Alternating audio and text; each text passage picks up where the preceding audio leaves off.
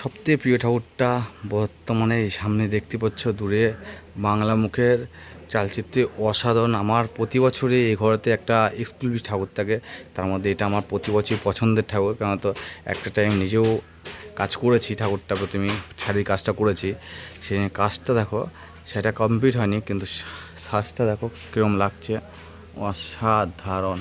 মাটির কাজের যে কলকাগুলো আগে তো দেখেছে, দেখো এটা হচ্ছে কলকার কাজ। এই কলকার কাজগুলো কত সুন্দর হয় তোমার দেখায়। দুর্গার মুটুকটা দেখো, ছোট্ট করে জুম, মুটুকটা দেখো, ও সাধারণ কলকা দিয়ে মুটুক দিয়ে। এবং টোটাল গণেশটাও, কার্তিকটা, লক্ষ্মীটা কেমন এই যে তোমার দেখায়।